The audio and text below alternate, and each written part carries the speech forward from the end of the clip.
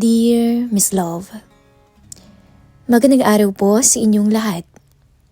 Ako nga pala si Michael, pero mas kilala ko sa palayaw na Kael. 28 taong gulang. Isang tricycle driver dito sa aming lugar. Maayos naman ang buhay ko. Napakasimple lang. Hindi marangya. Kapag hindi ka namasada, wala kang kita. Ganon kasimple ang takbo ng mundo ko. Ang nanay ko ay isang tindera sa palengke. Araw-araw, 4:00 pa lang ng umaga, gising na siya. Ang tatay ko naman ay isang construction worker. Sanay na sanay sa mga mabibigat na trabaho. Lumaki akong nakikita ang hirap nila. Kaya maaga rin akong natutong magsikap. Pero hindi ko akalain na magbabago ang tahimik kong buhay dahil lang sa isang tawag. Kaibigan ng aking ama si Alfonso, isang negosyante na madalas nasa abroad. Inaanak niya ako. May asawa siya, si Ninang Jean, 45 taong gulang. Isang sopistikadang babae, maputi, makinis, halatang alaga ang katawan. Hindi mo iisiping nasa ganong edad na siya dahil sa kanyang tindig at itsura. Isang araw noon, tinawagan ako ni Ninong Alfonso. Michael, may pabor sana ako. Bungad nito sa telepono. Nagkasakit kasi ang driver ng Ninang Jean mo. Baka naman pwedeng ikaw muna ang mag-drive sa kanya pansamantala kung ayos lang sa'yo. Hindi ako noon nagdalawang isip. Malaking tulong yon sa akin at sa pamilya ko. Kilala ko si Ninong Alfonso. Mapagbigay to basta maayos kang magtrabaho. Sige o Ninong, kayang-kaya ko ho yan. Sagot ko. Stay in ka lang muna doon para hindi ka mahirapan sa biyahe ha? Dagdag niya pa. Doon, Miss Love, nagsimula ang karanasang hindi ko kailanman inasahan. Pagdating ko sa bahay nila, parang ibang mundo ang sumalubong sa akin. Malawak ang bakuran, may maayos na hardin at 2 sasakyang nakaparada sa garahe. Nakakailang nung una, pero nasanay din naman ako. Si Ninang Jean mismo ang sumalubong sa akin noon. Kael, salamat naman at pumayag ka. Sabi nito na may mahinahong ngiti sa labi. Pasok ka. Sa loob malamig ang hangin at mabango ang paligid. Ipinakita niya sa akin ang kwartong tutuluyan ko. Maayos naman at may sariling kama at kabinet. Mas maayos pa nga kaysa sa kwarto ko sa bahay namin. Kung may kailangan ka, sabihin mo lang. Sabi pa niya. Opo, Ninang. Salamat po. Sa unang linggo, trabaho lang talaga ang nasa isip ko. Ihatid siya sa opisina niya, sa bangko, sa mga meeting, minsan sa salon o sa mga luncheon, kasama ang mga kaibigan niya. Doon ko unang nakita si Alice. Isang hapon pag-uwi namin mula sa supplier, may babaeng nakaupo sa may sala. Napakaganda ng bihis niya. May dala ding paper bag na mukhang pasalubong kay Tita Jean. Jean, masiglang bati ng ginang. Oh, Alice! Sagot naman ni Ninang Jean dito. Sakto, nandito ka. May papakilala ako sa'yo. Lumapit ako para kunin ang mga dala niya. Kael? Sabi ni Ninang Jean. Siya nga palang Tita Alice mo. Matalik kong kaibigan. Ngumiti sa akin si Alice. Aba, ikaw palang inaanak ni Alfonso. Siya palang sinasabi mo, Jean. Tama. Siya nga yung nakukwento ko sa'yo. Ano, tama ako, di ba? Hindi ko maintindihan kung ano ang sinasabi nila. Sa pagkakaalam ko, balo na si Tita Alice. Kaedad niya lang din si Ninang at may sarili din tong negosyo. Madalas siyang dumadalaw kay Ninang Jean dahil may pinag-uusapan silang negosyo. Hindi ko alam kung bakit. Pero mula nung araw na yon, naging madalas ang pagpunta niya. Unti-unti nasanay na rin ako sa presensya nilang dalawa. Kapag nasa likod sila ng sasakyan, naririnig ko ang kwentuhan nila. Tungkol sa negosyo, sa buhay-buhay nila, minsan sa pagiging mag-isa ni Tita Alice. Ang hirap talaga kapag laging wala ang asawa. Minsang sabi ni Ninang Jean habang pauwi na kami. At least may asawa ka pa. Paano naman ako? Sagot ni Tita Alice. Napakatahimik pag umuwi na ako ng bahay. Di wala akong makausap. May kakaibang lungkot sa tono nilang pareho. Isang gabi, pinasabay nila ako sa hapunan. Kael, dito ka na kumain. Sabayan mo na kami. Sa pagramdam ko ang pagiging komportable nila sa akin. Hindi na ako basta driver lang. Kasama ako sa usapan nila. Siya nga pala, may girlfriend ka na ba, Kael? Tanong ni Alice. Nakangiti ito. Wala pa ho. Bakit naman? Sabat ni Ninang. Gwapo ka naman ah.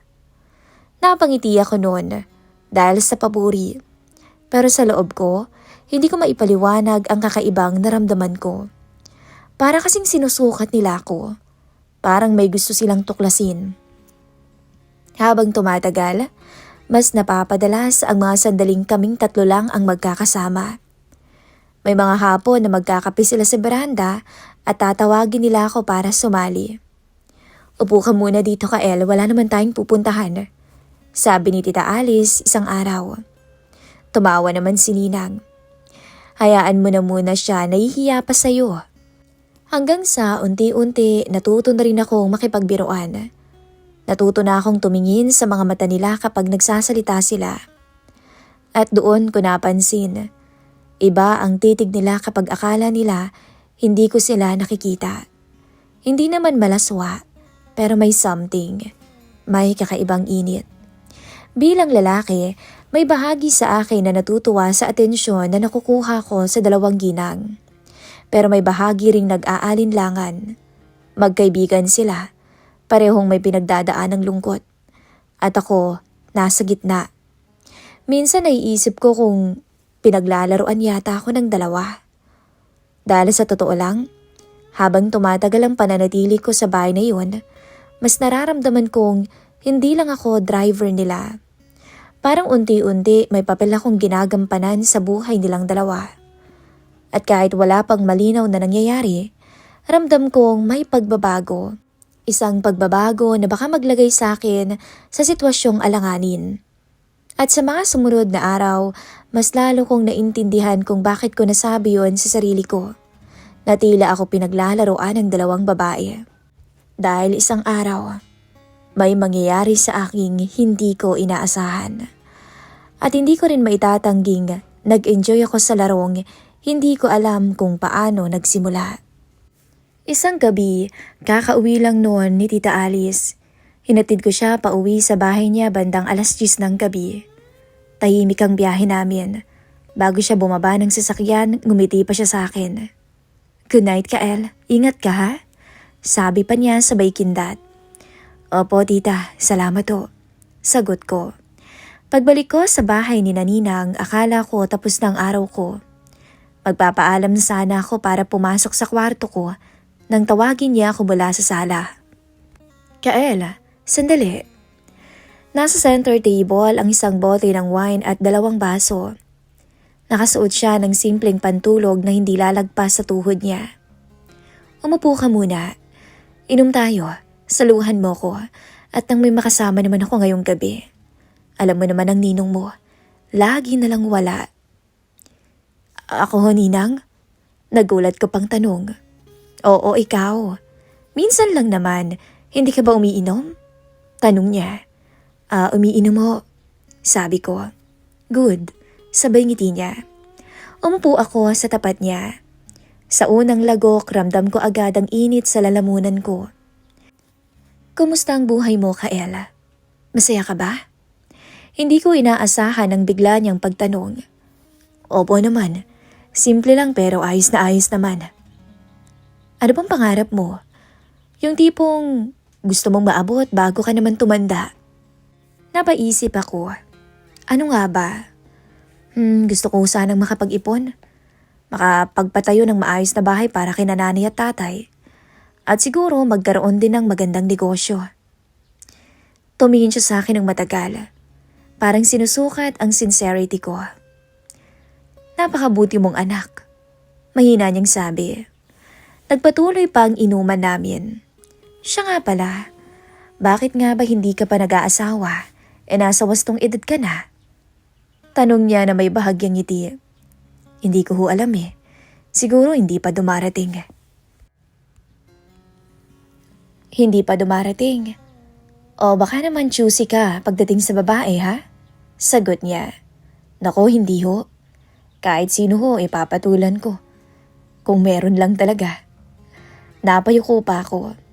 Ramdam ko na mas nagiging personal na ang usapan. Kayo ho, kumusta kayo ni Ninong? Ako naman ang nagtanong sa kanya. Okay lang po ba kayo? Sandali siyang natahimik. Tumingin siya sa wine niya at sa baso niya bago nagsalita. Alam mo, Kael, hindi madali ang may asawang laging wala. Tukoy niya kay Ninong. Mahal ko ang ninong mo. Mabait siyang tao. Napaka-responsable.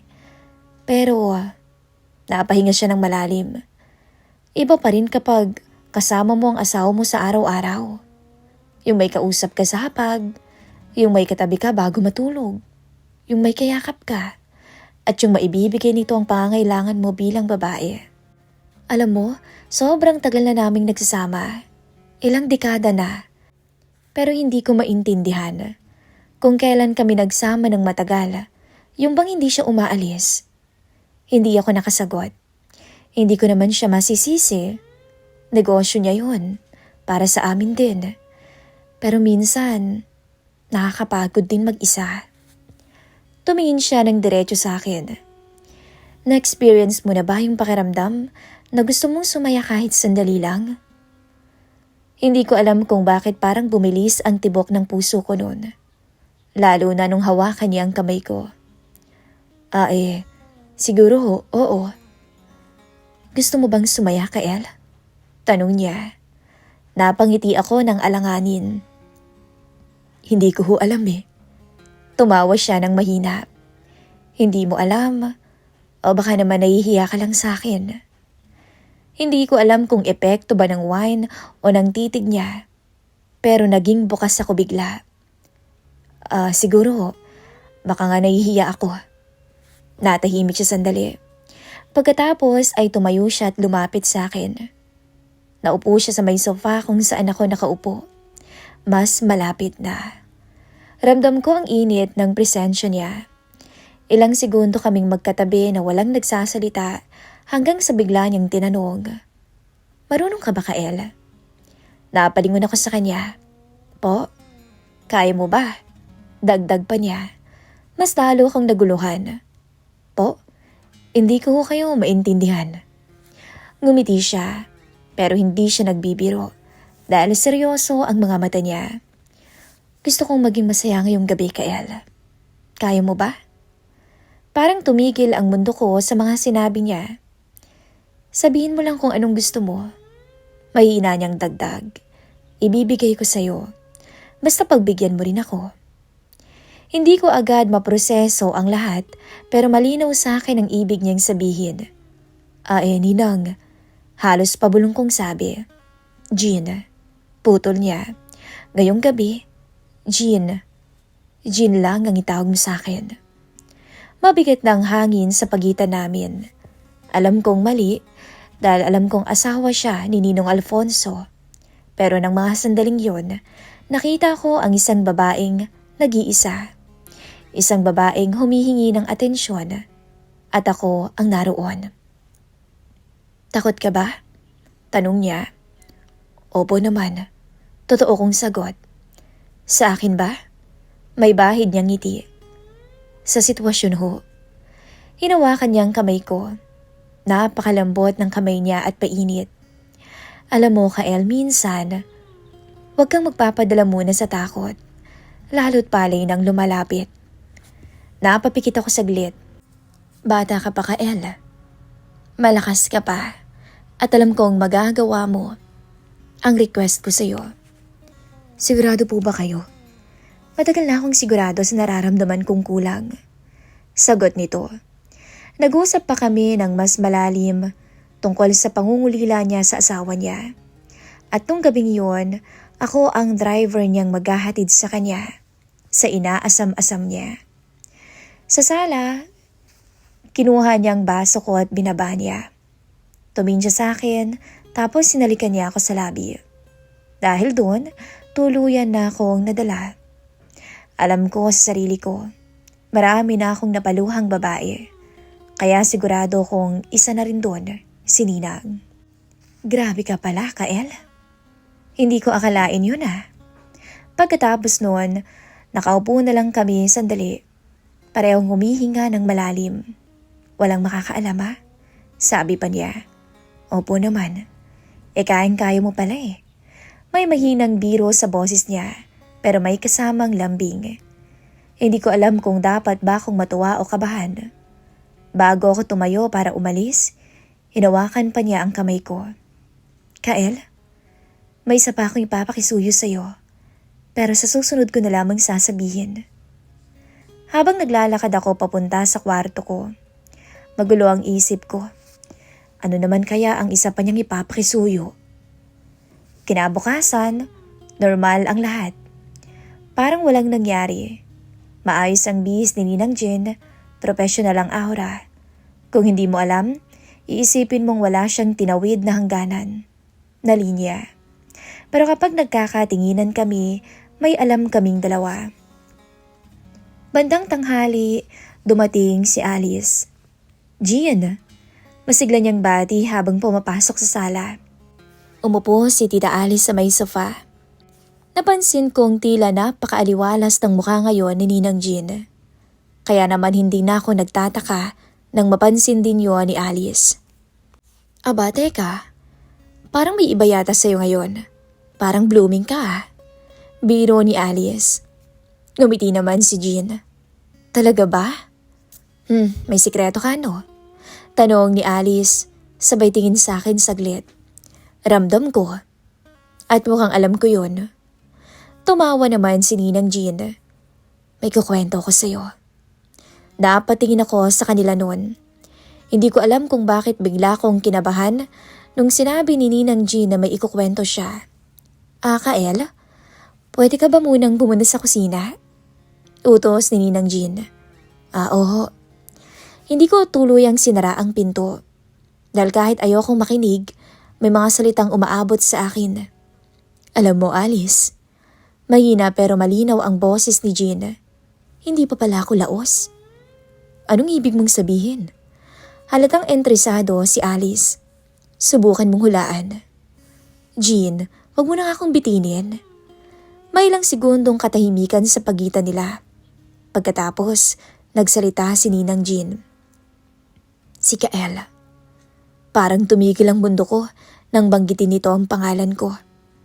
Anong si Kael? Tanong ni Alice. May nangyari sa amin. Biglang natahimik ang dalawa.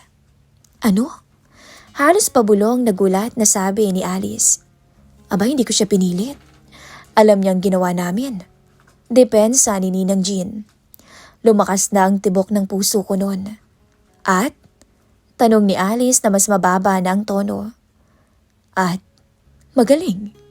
Diretsong sagot ni Jean na tuwang-tuwa. Wala kang masasabi, Alice. Ako nang magsasabi sa'yo. Hindi ko alam kung maiilang ba ako o matutuwa dahil pinag-uusapan nila ako.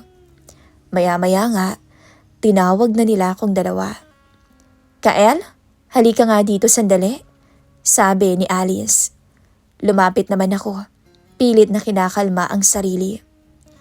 Nakatingin si Alice sa akin na parang sinusuri ako mula ulo hanggang paa.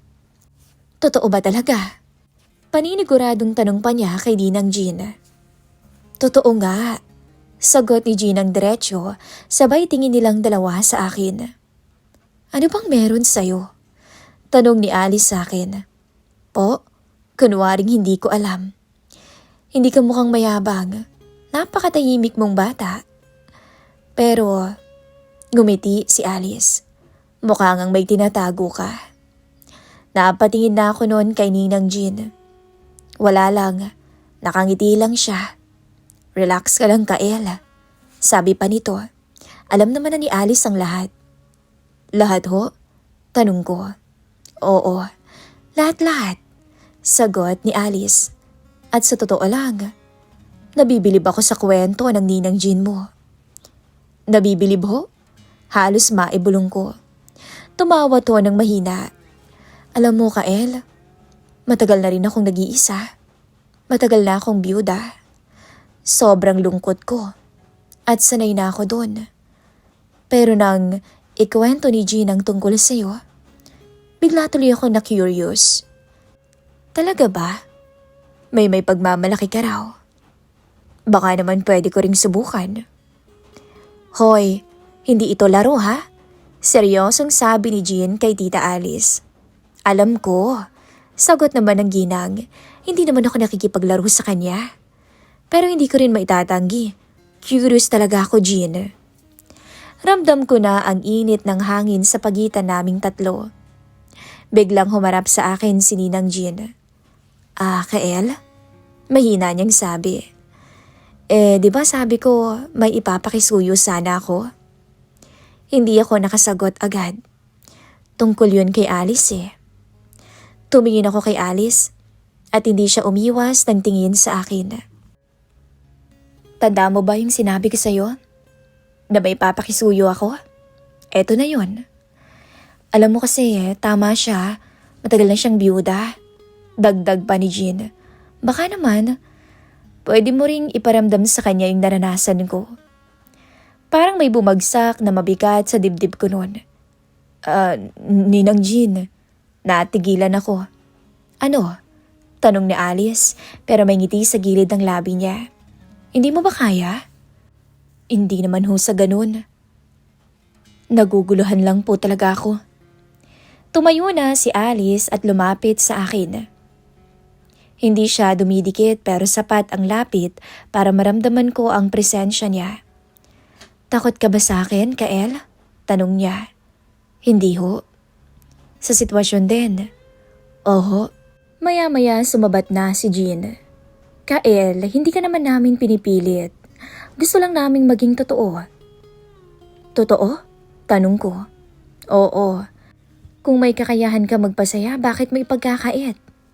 Hindi ba? Napatingin muli si Alice sa akin. Sabihin mo nga, Kael. Tanong nito. Ano bang gusto mo? Hindi ko alam kung ano ang tamang sagot. Hindi ko kayo gustong saktan eh. Sabi ko. Ngumiti naman si Alice. Hindi na kami bata. Dagdag pa ni Jean. Tahimik na akong napaupo. Si Jean ulit ang nagsalita. Alam mo, Alice, alam kong magiging masaya ka sa kanya. At kung sakaling magustuhan mo siya, susuportahan kita. Napakabait na bata ni Kael. At alam kong magiging masaya ka sa kanya. Talaga ba? Naku, matagal na akong hindi nakakaramdam ng ganun, Jean. Alam mo yan? Sagot ni Alice. Nagtama ang mga mata namin. Walang pilitan, pero malinaw ang nangyayari. Kael, sabi ni Alice, kung hindi mo kaya, sabihin mo lang. Biglang malungkot ang boses nito. Huminga naman ako ng malalim. Hindi ko sinabing hindi ko kaya. Napangiti na si Ninang Jean. Magaling, bulong niya. Sa totoo lang, hindi agad doon napunta. Nag-usap pa kami ng mas personal.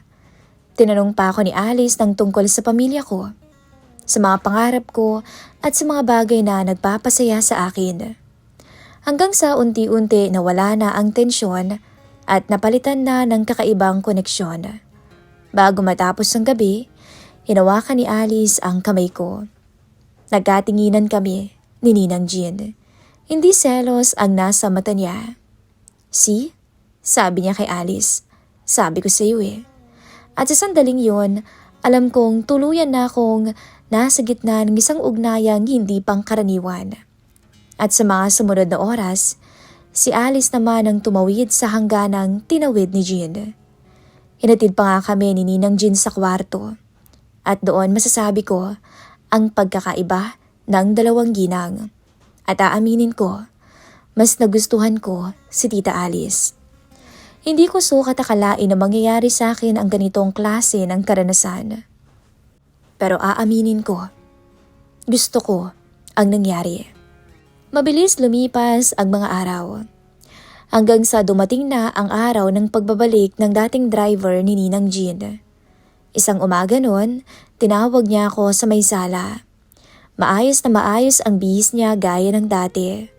Kalmado, kontrolado niya lahat at parang walang bakas ng lihim na pinagsaluhan namin. Isang beses lang na may naganap sa amin. Pero kay Alice, hindi ko na mabilang. Kael, sabi niya, lalabas na raw si Mang Tony sa ospital next week. Kaya na niyang bumalik. Alam ko na ang ibig sabihin doon. Ganun ho ba? Sagot ko. Tumango naman to. Malaking tulong ka talaga sa akin at hindi ko makakalimutan yun, Kael. Hindi ko alam kung trabaho ba ang tinutukoy niya o higit pa. Ngumiti siya, pero may lungkot sa mga mata niya. Pero ano man ang mangyari, mananatili yun sa atin lang. Dagdag pa niya. Opo, Ninang Jean, sagot ko. Akala ko noon doon na matatapos ang lahat, Miss Love. Pero nagkamali ako. 2 araw noon, bago tuluyang bumalik si Mang Tony, dumalaw pa si Alice. Nasa beranda kami noon nang dumating siya. Pagkababa niya ng sasakyan niya, diretso siyang lumapit sa amin. Jean, balita ko babalik ng driver mo. Bungad niya agad kay Ninang Jean. Oo eh. Baikling sagot nito. Napatingin si Alice sa akin. Kael? Tawag niya.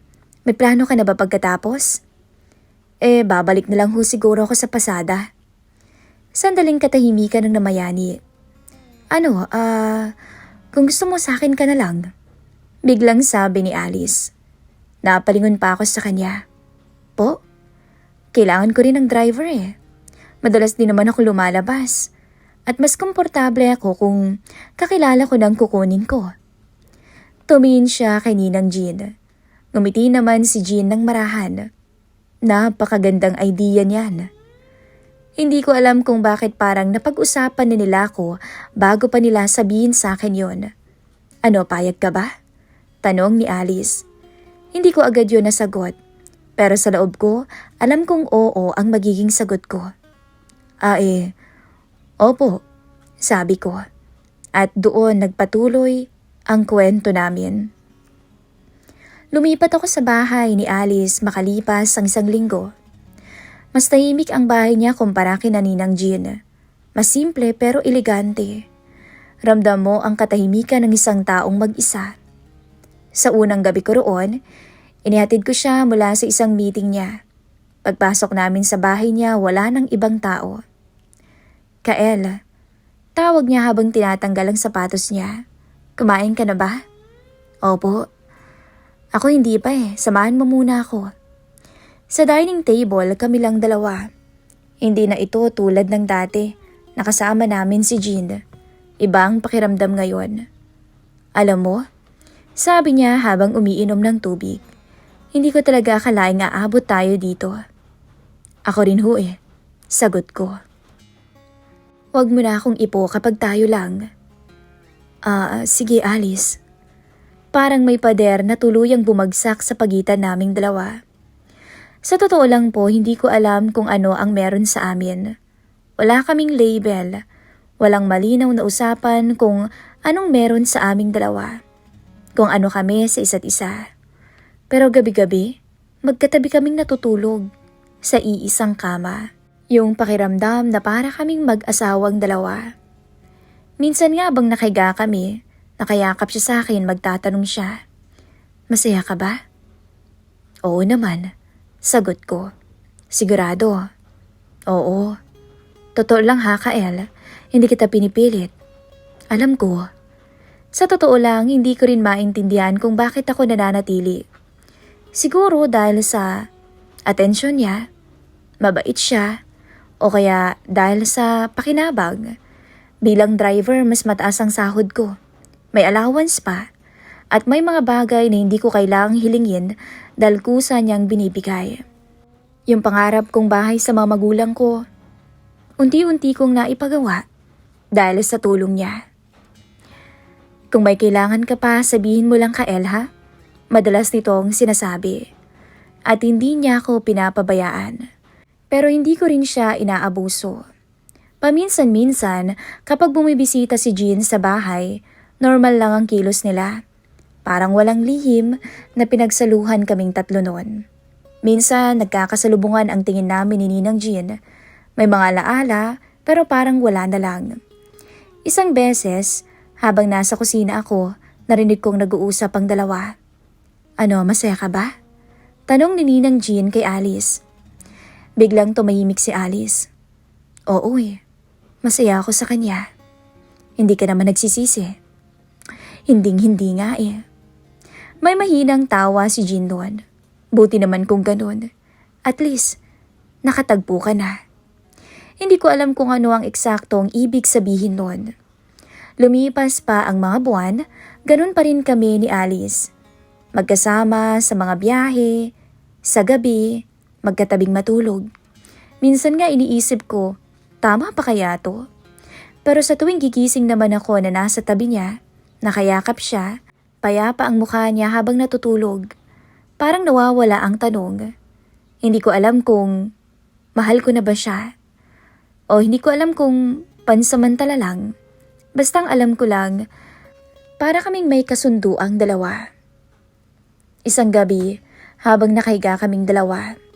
Kael, mahina niyang sabi. Salamat ha. Para saan? Wala, basta salamat. Hindi ko alam kung anong sasabihin, kaya hinawakan ko na lamang noon ang kamay niya. Sa loob ko, alam kong hindi perpekto ang sitwasyon namin, pero alam kong hindi rin ito laro. Kung ano man ang meron sa amin, totoo na iyon, at sa bawat gabing magkatabi kaming natutulog, alam kong mas lalong lumalalim ang koneksyon namin. Walang ingay at walang kailangang ipaliwanag sa iba. At marahil, mas mabuti na rin iyon. Dahil minsan, ang ugnayang walang nakakaalam ay mas magtatagal pa dahil walang makikialam. Hanggang dito na lamang po ang kwento ng aking buhay. Maraming salamat po sa mga nakinig.